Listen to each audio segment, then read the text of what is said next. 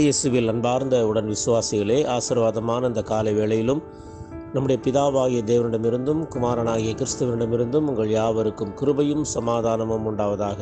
ஆமேன். இந்த நாளிலும் நமக்கு தரப்பட்டிருக்கிற கர்த்தருடைய வசனமானது யோவான் 14வது அதிகாரம் 12வது வசனம். மெய்யாகவே மெய்யாகவே நான் உங்களுக்கு சொல்லுகிறேன், நான் என் பிதாவினிடத்திற்கு போகிறபடியினால் என்னை விசுவாசிக்கிறவன் தான் செய்கிற கிரியைகளை தானும் செய்வான், இவைகளை பார்க்கிலும் பெரிய கிரியைகளை செய்வான் என்பதுவே.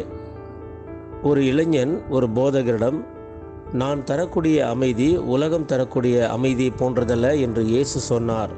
இயேசு தரும் அமைதி உலகம் தரும் அமைதி என்ன வித்தியாசம் என்று கேட்டாராம். அதற்கு அந்த போதகர், சுடுகாட்டு அமைதி போருக்கு பின் வரும் அமைதி, இதுதான் வித்தியாசம் என்றாராம். போதகரே, புரியும்படியா சொல்லுங்க என்று கேட்டதற்கு, சுடுகாட்டில் இருக்கிற அமைதிக்கு அர்த்தமில்லை, அங்கே எப்பவும் அமைதிதான். போருக்கு பின் வரும் அமைதி அது வெற்றியின் அமைதி, கடவுள் தரும் அமைதி வெற்றிக்கு பிறகு கொடுக்கும் அமைதி என்றாராம். அன்பார்ந்த தேவனுடைய பிள்ளைகளே, இன்றைக்கு மாறாக மனிதனை ஆட்டி படைக்கும் நோய்களுள் பயங்கரமான நோய் பயம். பயம் எல்லாரையும் அசர வைக்கிறது. ஒவ்வொரு மனிதனும் ஏதாவது ஒன்றை, இருட்டு, தண்ணீர், மிருகம், வெளிச்சம், நெருப்பு, தனிமை கண்டு பயப்படுகிறான். பயத்திலே 83 வகை ஃபோபியா உண்டு என்று உளவியல் அறிஞர்கள் கூறுகிறார்கள். மனிதன் 83 வகையான பொருட்களை கண்டு பயப்படுகிறானாம். அதனால்தான் நகைச்சுவையாக சொல்லுகிறார்கள், ஒரே பிரசவத்தில் 2 அல்லது அதற்கு மேற்பட்ட குழந்தைகளாக பிறக்க காரணம் குழந்தை கூட இந்த உலகத்திற்கு தனியாக வர பயப்படுகிறது என்று. பயத்தின் விளைவு பயங்கரம். பயப்படுகிறவர்கள் எந்த ஒரு முயற்சியும் எடுக்காது எதையுமே எல்லோரையுமே தங்கள் எதிரிகளாக பார்க்கிறார்கள். முயற்சி எடுத்தால் தோற்றுவிடுவோம் என்ற பயத்தில் முடங்கி விடுகிறார்கள்.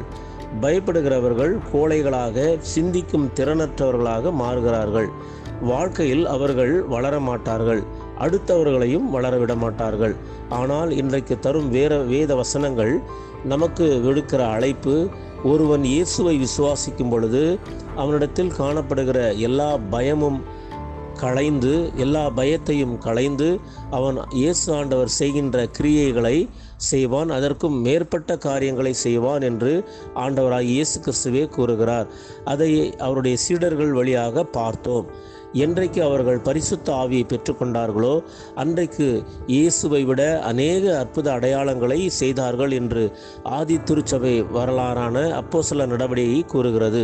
எனவே இன்றைக்கு ஆண்டவருடைய பிள்ளைகளாகிய நாம் இந்த உலகத்தில் நம்மை பயமுறுத்துகிற, பயப்படுகிற காரியங்களை கண்டு அஞ்சாமல் ஜெயகிறிஸ்துவின் பிள்ளைகளாக வெற்றியோடு வாழ, ஆண்டவருடைய சித்தத்தின்படி வாழ்ந்து ஆண்டவர் சொன்ன காரியங்களை நாம் செய்யும் பொழுது நாம் எதை கண்டும் அஞ்சாமல் வெற்றியின் பிள்ளைகளாக வாழ முடியும். எனவே அப்படிப்பட்ட வெற்றியின் பிள்ளைகளாக, ஜெயத்தின் பிள்ளைகளாக, ஆண்டவருடைய ஆசீர்வாதத்தை பெற்றுக்கொண்டு வாழ்வதற்கு எல்லாம் வல்ல தூய ஆவியானவர் தாமே இந்த நாளிலும் நம் அனைவரையும் ஆசீர்வதித்து வழி நடத்தி காப்பாராக. ஆமேன். எல்லா புத்திக்கும் மேலான தெய்வீக சமாதானம் உங்கள் இருதயங்களையும் சிந்தனைகளையும் கிறிஸ்து இயேசுவுக்குள் காத்துக்கொள்வதாக. ஆமேன். God bless you all.